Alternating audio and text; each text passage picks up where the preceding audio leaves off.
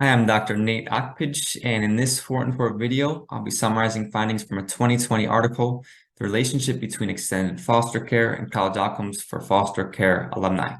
So this paper draws on data from the Midwest study, which was a natural experiment.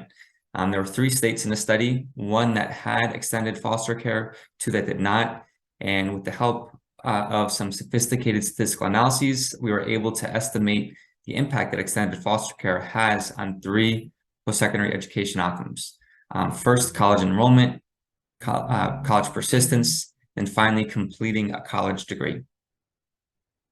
So the sample of the Midwest study includes 732 young people who were in care in one of 3 Midwestern states. As I mentioned before, Illinois allowed young people to remain in care up to age 21. This is extended foster care. However, Iowa and Wisconsin had a foster care age limit of age 18, which is typical for most states at the time the study was done. We obtained youth college records from the National Student Clearinghouse when Midwest study participants were about 29 or 30 years old. And we estimated the impact of spending an additional year in extended foster care. So this is a year past the 18th birthday, on 3 outcomes. First, enrolling in college by age 21. Second, persisting through the first 3 college semesters by age 21. And 3, completing a college degree by age 29 or 30. We used an instrumental variable approach and also statistically controlled for several sets of possible confounding variables.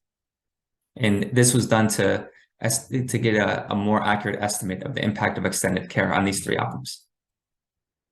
So the main findings, first, each additional year youth spent in extended foster care increased their probability of enrolling in college by about 8 to 10 percentage points.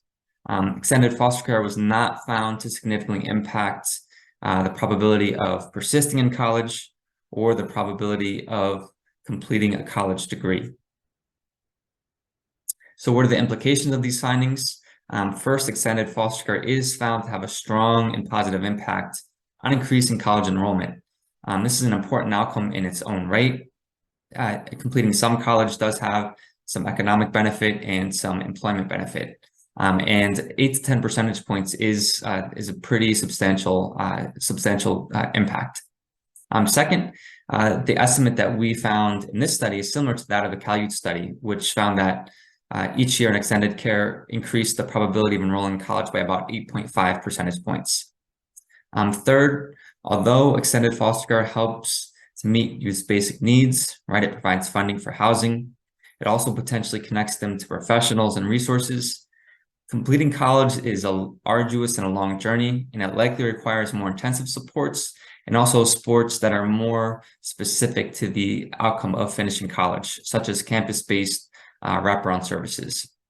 And finally, one way that we view extended foster care is the resources that are afforded by extended foster care may be a necessary but insufficient ingredients to increasing rates of college persistence and degree completion. We really need some additional, more nuanced specific services to move the needle on persistence and degree completion.